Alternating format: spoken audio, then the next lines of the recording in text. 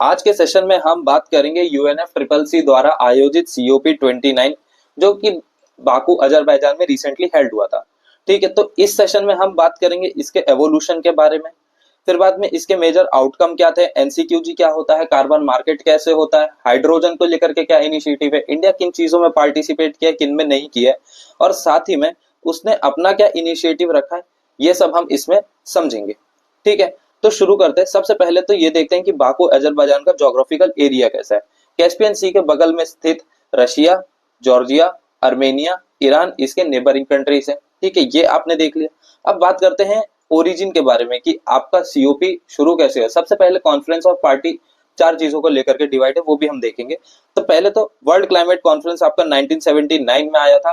तो वहां पे ये हुआ था, एक विषय उठा था क्लाइमेट को लेकर के कि क्लाइमेट चेंज हो रहा है, क्लाइमेट पे इम्पैक्ट पड़ रहा है बहुत सारी चीजों की वजह से। तो फिर उसके लिए एक कमिटी होनी चाहिए, एक बोलते ना एक ऑर्गेनाइजेशन होना चाहिए जो एक वॉचडॉग करे। तो इसके लिए IPCC का वहीं पे फॉर्मेशन होता है, किसके UNEP और WMO द्वारा 1988 में। और 1992 में होता है आपका रियो अर्थ समिट। रियो अर्थ समिट चार चीजों को लेकर के बहुत ज्यादा फोकस था। एक था आपका क्लाइमेट, दूसरा था आपका बायोडाइवर्सिटी, थर्ड था आपका डेजर्टिफिकेशन, और चौथा था आपका एजेंडा 21। जैसे कि क्लाइमेट में आप समझते हैं कि क्लाइमेट में आपका वही होगा, जैसे कि क्लाइमेट चेंज हो रहा है तो फिर उसको कैसे रोका जाए, ये सब चीजों को लेकर के। बायोडाइवर्सिटी स्पेशीज को लेकर के फोकस था कि जो स्पेशीज रिड्यूस हो रहे हैं उनको संभाला जाए। डेजर्टिफिकेशन मतलब बहुत सारे एरिया जो ग्रीन से डेजर्ट की तरफ मूव हो जा रहे हैं, वो सब चीजों को लेकर के। डिफॉरेस्टेशन, बहुत सारे रीजन से, फार्मिंग एक्सेट्रा। फिर है आपका एजेंडा 21 की, जैसे कि 21st सेंचुरी आ रहा है तो फिर उनका क्या मूव होगा, ये सब चीजों को लेकर के फोकस था। तो इसी के लिए फिर 1994 में आ गया आपको UNFCCC। अब आप ये बात को ध्यान में रखिए, जो कॉन्फ्रेंस ऑफ पार्टी है ये सब इन सब को लेकर के अलग अलग है। बायोडाइवर्सिटी के लिए अलग है, क्लाइमेट के लिए अलग है, समझ रहे हो। तो फिर ये आपका जो हुआ था COP29, ये आपका क्लाइमेट को लेकर के हुआ था। ठीक है, ये बातें क्लियर हुई। तो जैसे कि 1994 में UNFCCC फॉर्म हुआ था, सबसे पहला कॉन्फ्रेंस ऑफ पार्टी आपका होता है बर्लिन जर्मनी में 1995 में। ठीक है, अब ये हम बेसिक समझ लिए, ओरिजिन समझ लिए। अब हम समझते हैं न्यू कलेक्टिव क्वांटिफाइड गोल्स। अभी न्यू कलेक्टिव क्वांटिफाइड गोल्स क्या है, ये ऐसा है कि कोई भी डेवलप्ड कंट्रीज, अभी वो तो डेवलप हो गया, उसने बहुत सारा एमिट किया है, कुछ बहुत सारी चीजें एमिट की है, गैस हो गया, कुछ भी हो गया। तो फिर अब डेवलपिंग कंट्रीज डेवलप हो रही है, तो अब डेवलपिंग कंट्रीज को डेवलप्ड कंट्री एक कंपनसेट करता है, या फिर क्या कहते हैं ना कि उसके ऊपर एक ड्यूटी बनता है, रिस्पॉन्सिबिलिटी बनता है कि वो यहाँ से फंड देगा अपना। ठीक है, फंड देगा ताकि डेवलपिंग कंट्रीज अच्छे से डेवलप हो सके और डेवलप्ड कंट्रीज खुद को कंपनसेट कर सके। यही है न्यू कलेक्टिव क्वांटिफाइड गोल्स। अभी यहीं पे क्लाइमेट फाइनेंस जो है 100 बिलियन से 300 बिलियन पहुंच गया है पर ईयर बाय 2035। हालांकि इसकी नीड 1.3 ट्रिलियन की है। ठीक है, लेकिन अभी तक तो सिर्फ इतने का है। अच्छा, अप्रूवल यहाँ तक के लिए भी मिल गया है, लेकिन देखते हैं कि कौन सी कंट्री कितना फंड करती है आपको। अब ये बहुत इंपॉर्टेंट है, ग्लोबल कार्बन मार्केट मैकेनिज्म। आप इस चीज को समझिए। देख, इसमें कैसे होता है, पहले मैं आपको एक एग्जांपल के तौर पे बताता हूँ कि मान लो कि एक इंडस्ट्री है A और एक इंडस्ट्री है B। अभी ये 40 इसने एमिट किया है और इसने कर दिया है 80, लेकिन आपका रेंज तो 60 का था, आपका रेंज 60 का था। तो अब इसने मतलब इसके पास अभी भी -20 है कि अब अपना 20 और एमिट कर सकता है, लेकिन इसने 20 ज्यादा एमिट कर दिया। तो अब इससे क्या होगा कि ये जो B इंडस्ट्री है ना, ये A इंडस्ट्री को पैसे देगा ताकि ये इस चीज को मैनेज कर सके, जो कि इधर 20 का बीच में एमिशन हुआ है। तो इसी को बोलते हैं कार्बन मार्केट। यही है आपका कार्बन मार्केट मैकेनिज्म कि एक इंडस्ट्री दूसरे इंडस्ट्री के कमी को छुपाती है या फिर उस चीज को बैलेंस करती है, उसके लिए उस कंपनी को फायदा मिलता है। ठीक है, ये चीज मेंशन्ड है आपके आर्टिकल 6 में, जो कि पेरिस एग्रीमेंट के थ्रू आया था। ये इंपॉर्टेंट पॉइंट है, आपको याद रखना है। ठीक है, इंडिया में इस चीज को क्या है, एनर्जी कंजर्वेशन एक्ट, जो कि कार्बन क्रेडिट ट्रेडिंग स्कीम को लेकर के बात करता है। ये भी बहुत ज्यादा इंपॉर्टेंट पॉइंट है, आपको याद रखना है। फिर ग्लोबल एनर्जी स्टोरेज और ग्रिड प्लेज को लेकर के बात हुई थी। यहाँ पे 1500 गीगावाट एनर्जी स्टोरेज के डिप्लॉयमेंट की बात हुई है कि ये चीज होनी चाहिए। इससे क्या होगा कि बाकी दूसरे जो नेचर पे हैं उन रिसोर्सेस पे हमें कम डिपेंड होना पड़ेगा। फिर 25 मिलियन किलोमीटर का ग्रिड इंफ्रास्ट्रक्चर बोला है बाय 2030। आप ये ईयर में कंफ्यूज मत होना, क्योंकि आने वाले टाइम में अभी मतलब इसी सेशन में 2035 भी रहेंगे, ठीक है। फिर बाद में बात हुई थी ग्रीन एनर्जी प्लेज के बारे में। आपको भी पता है कि कौन सी कंट्री कितना ही फॉलो कर लेती है प्लेज को, बट देन टू ये भी बहुत अच्छा इनिशिएटिव है। इसमें हुआ था कि ग्रीन एनर्जी जोन और कॉरिडोर्स बनाएंगे। अभी ग्रीन एनर्जी जोन और कॉरिडोर कैसे वर्क करते हैं कि एक जोन रहेगा, एक कॉरिडोर, कॉरिडोर मतलब कि एक बहुत लंबा पैसेज रहेगा, वहां पे हर एक चीज ग्रीन एनर्जी के थ्रू ही होगी। तो फिर उसमें आपका टेक्नोलॉजिकल एनहांसमेंट, टेक्नोलॉजी आपका बहुत रोल प्ले करेगा, ठीक है।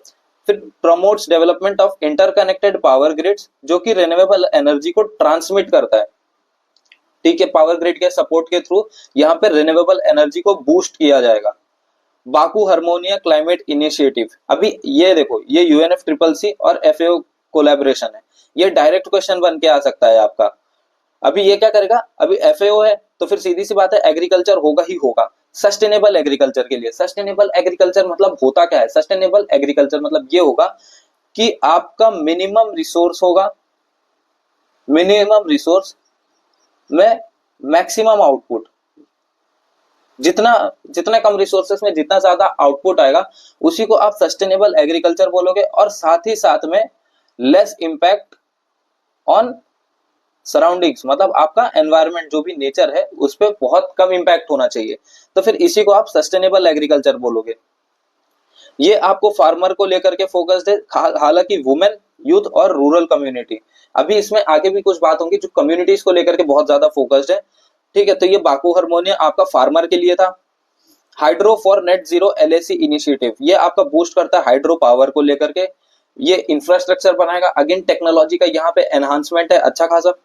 फिर है आपका हाइड्रोजन डिक्लेरेशन, ये भी बहुत अच्छी बात है कि ये पहली बात तो ये रिन्यूएबल, क्लीन और लो कार्बन हाइड्रोजन को फोकस करता है। क्यों, हाइड्रोजन तो अभी था कि नहीं करना चाहिए, बिना हाइड्रोजन के कोई भी एनर्जी जनरेट करना बहुत मुश्किल होती है। हाइड्रोजन भी एनर्जी प्रोड्यूस करने के लिए बहुत अच्छा रोल प्ले करता है अपना। वहीं पे डीकार्बोनाइजेशन होता है एग्जिस्टिंग हाइड्रोजन प्रोडक्शन को।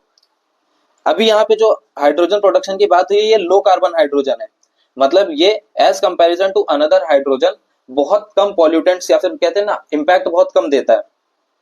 वहीं पर जो पहले से एग्जिस्टिंग हाइड्रोजन जो प्रोड्यूस हो चुके हैं उनको डीकार्बोनाइज करना, मतलब कि आपका कार्बोनाइजेशन जो हाइड्रोजन है ये फार बेटर है आपका डीकार्बोनाइजेशन हाइड्रोजन के, ठीक है।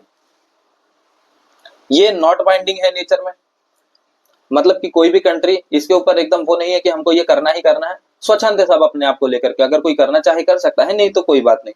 फिर है नेशनली डिटरमाइंड कंट्रीब्यूटर्स, इसमें कंट्री खुद सामने से आती है, ये बोलती है कि मैं अपना ये एक उठा रहा हूं एक इनिशिएटिव जो मेरे कंट्री में होगा, ठीक है।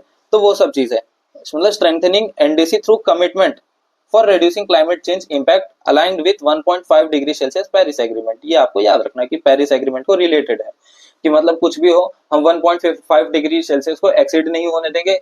मुझे पता है मेरे कंट्री में ये सब है, स्टबल फार्मिंग है या फिर कुछ भी है, ये एग्जांपल के तौर पे बोल रहा हूँ, ऐसा कुछ है नहीं। तो फिर कंट्री बोलती है, एक डेडिकेटेड कमिटमेंट लेती है कि हम इस चीज को इतने समय में कंट्रोल कर देंगे, यही आपका नेशनली डिटरमाइंड कंट्रीब्यूटर। वहीं पे एक इशू था आपका चल रहा था जो था ट्रांसपेरेंसी और अकाउंटेबिलिटी के ऊपर, कि मतलब सब बोलते तो हैं कि हम इतना कर रहे हैं इतना नहीं कर रहे हैं। अभी जैसे कार्बन मार्केट मैकेनिज्म में बोल देते कि हमने फंड दे दिया तो फिर अभी वो तो क्लाइमेट फंड के लिए था, वो खुद का ग्रोथ कर लिया। तो ये सब जो बात हो रहा है, विवाद हो रहा है, उसी के लिए अकाउंटेबिलिटी और ट्रांसपेरेंसी को लेकर के एक इनिशिएटिव लिया गया है, टुगेदर फॉर ट्रांसपेरेंसी। ये हर एक मेंबर के बीच में ट्रांसपेरेंसी लाएगा, ठीक है। और एक यूज ऑफ टेक्नोलॉजी रहेगा, मतलब इधर ये हो सकता है शायद कि मतलब एक सॉफ्टवेयर हो या फिर वेबसाइट हो जहां पे सब लोग एक दूसरे का जो भी ग्रोथ है, पर्सनल ग्रोथ अपना सबमिट करके वहां पे आप सब देख सकते हो। अब है आपका ग्लोबल एनर्जी एफिशिएंसी अलायंस। अभी ये यूनाइटेड अरब अमीरात ने लाया था, ये तो आया था, मतलब इसको यूएई ने पिछले COP28 में ही इसको जो है इंट्रोड्यूस कर दिया था, लेकिन अभी इसकी अच्छी खासी बात हुई है 29 में, ठीक है। इसका ये क्या है ऑब्जेक्टिव की double the rate of energy efficiency by 2030। बहुत अच्छा एफिशिएंसी है कि मिनिमम कार्बन फुटप्रिंट में आपको एनर्जी का एफिशिएंसी जो है डबल करना है 2030 तक में, ठीक है। अब है मीथेन रिडक्शन डिक्लेरेशन। अभी ये देखो ये बहुत इंपॉर्टेंट है, इसमें दो चीज अलग आती है, ठीक है। ग्लोबल मीथेन प्लेज आपका अलग है और ये मीथेन रिडक्शन डिक्लेरेशन अलग है। अभी इसमें यह है कि 20% मीथेन को रिड्यूस कर दिया जाए ग्लोबली। अभी इसके लिए US, जर्मनी, UK और UAE स्ट्रांगली एग्री है, लेकिन इंडिया ने इसको साइन नहीं किया। क्यों, अभी तुरंत समझते हैं। ग्लोबल मीथेन प्लेज में एमिशन इसका 30% रिड्यूस करना है। ये ग्लोबल मीथेन प्लेज है, 2030 के पहले पहले आपको 30% अभी जिस हिसाब का स्टेटस है उससे 30% कम करना है। कहा, एग्रीकल्चर, वेस्ट, फॉसिल फ्यूल, हर एक सेक्टर में। इंडिया ने यहाँ पे भी साइन नहीं किया। रीजन क्या है कि इंडिया का जो एग्रीकल्चर प्रोड्यूस होता है तो उस एग्रीकल्चर वेस्ट से बहुत ज्यादा मीथेन रिलीज होता है, और इंडिया एक ऐसा कंट्री है, ऐसा नेशन है जो एग्रीकल्चर के ऊपर हाईली डिपेंडेंट भी है। उसके एक्सपोर्ट उसके रिलेटेड है, फिर बाद में उसका खुद का खाना पीना उससे रिलेटेड है। फॉर एग्जाम्पल अगर मैं बात करूं तो पैडी बहुत ज्यादा मीथेन रिलीज करता है, लगभग 70% से ज्यादा मीथेन रिलीज करता है। तो अब हम उस चीज को तो नहीं रोक सकते, इसीलिए ये एक रीजन है कि इंडिया ने इस पे साइन नहीं किया। ठीक है, अब बाकू वर्क प्लान क्या है, indigenous participation plus indigenous knowledge. वहां की जो भी कम्युनिटी है उनको लेकर के है ये। तो यहाँ पे क्या पार्टिसिपेशन अच्छा खासा रहेगा हर एक लोगों का, और इंडिजिनस नॉलेज मतलब कि जो ट्रेडिशनल नॉलेज है जो वहां के लोगों को पता है वो दूसरे लोग जान सकेंगे, तो फिर उनका नॉलेज बढ़ सकेगा और उससे रिलेटेड हम और आगे काम कर सकते हैं। ठीक है, तो ये हो गया आपका बाकू वर्क प्लान। अब इंडिया के क्या इनिशिएटिव थे वो देखो। पहला तो है आपका लीड आईटी समिट। अब लीड आईटी समिट से आप क्या समझ रहे हो कि ये स्वीडन के साथ कोलैबोरेशन है। इसका डीकार्बनाइजिंग हैवी इंडस्ट्री से, जो भी हैवी इंडस्ट्री अपना एमिट कर रही है कोई भी कार्बन को, तो उन सब चीजों को लेकर के फोकस्ड है कि उसको डीकार्बनाइज कैसे किया जाए। ठीक है, और ये लो कार्बन इकोनॉमी को ट्रांजिशन को बूस्ट करता है। ये हो गया। फिर है इंटरनेशनल सोलर अलायंस। एक मजे की बात बताओ मेरे को, इंटरनेशनल सोलर अलायंस का हेडक्वार्टर इस वक्त कहाँ पे है, आप मेरे को बताइए सब, ये कमेंट में करके बताओ। ठीक है, ये बहुत अच्छा क्वेश्चन है। फिर आता है इंटरनेशनल सोलर अलायंस। जैसे कि हम सब जानते हैं कि इंडिया अपने सोलर को लेकर के बहुत अच्छा ग्रोथ कर रहा है। ठीक है, अभी इंटरनेशनल सोलर अलायंस में यह है कि अंटिल 2050 तक 2050 तक हम 20 टाइम्स ग्रोथ कर देंगे। ठीक है, और ये ट्रॉपिकल कंट्रीज को फोकस रहेगा। क्यों ट्रॉपिकल कंट्रीज को लेकर के क्यों फोकस है वो समझते हैं। ये आपका 0 डिग्री, ये आपका 23 हाफ डिग्री नॉर्थ है, और ये आपका 23 हाफ डिग्री साउथ है। अब आप समझे क्यों हो रहा है, क्योंकि सन का सबसे ज्यादा रेस, फ्लैट रेस इधर ही पड़ता है। ठीक है, पोल पे पड़ता नहीं है। तो फिर इधर क्या है कि ये सन रिच कंट्रीज है, ये आपके सन रिच कंट्रीज है। अगर ये सन रिच कंट्रीज अपने सोलार को लेकर के अच्छे से प्रोड्यूस कर ले बहुत सारी एनर्जी, तो फिर ये इनके लिए प्लस पॉइंट होता है। तो इसके लिए ये ट्रॉपिकल कंट्रीज को लेकर के फोकस्ड है। थर्ड है आपका seeds, small island developing states. ये किस चीज को लेकर के है, क्लाइमेट फाइनेंस को एनहांस करेगा और जो डिजास्टर रेजिलिएंट इंफ्रास्ट्रक्चर है उसको बिल्ट अप करेगा। क्लाइमेट फाइनेंस मतलब कि उनको फाइनेंस प्रोवाइड करेगा, फंड प्रोवाइड करेगी कि आप ये सब अडेप्टेशन करो, ये मिटिगेशन ऐसे हो सकता है। फिर डिजास्टर रेजिलिएंट इंफ्रास्ट्रक्चर की मतलब काफी टाइम ऐसा होता है कि डिजास्टर के थ्रू उनके इंफ्रास्ट्रक्चर ढह जाती है, तो फिर वो फिर एक पर्टिकुलर एक मोमेंटम नहीं बनता, तो उसके लिए वो इंफ्रास्ट्रक्चर आप बिल्ड करो। ठीक है, तो यही रहा आपका COP 29। ठीक है, आपको बस इससे ज्यादा पढ़ने की कोई जरूरत नहीं और कहीं हाथ पैर मारने की जरूरत नहीं है, इतना इनफ है। अगर आपको ये PDF चाहिए तो फिर आप कमेंट डाउन कर देना, मैं अपने टेलीग्राम चैनल पे इसको प्रोवाइड करा दूंगा। ठीक है, आज के लिए इतना ही दोस्तों। अगर आपको ये लेक्चर अच्छा लगा हो तो इसको लाइक करो, शेयर करो दोस्तों के बीच में, और सब्सक्राइब जरूर करो।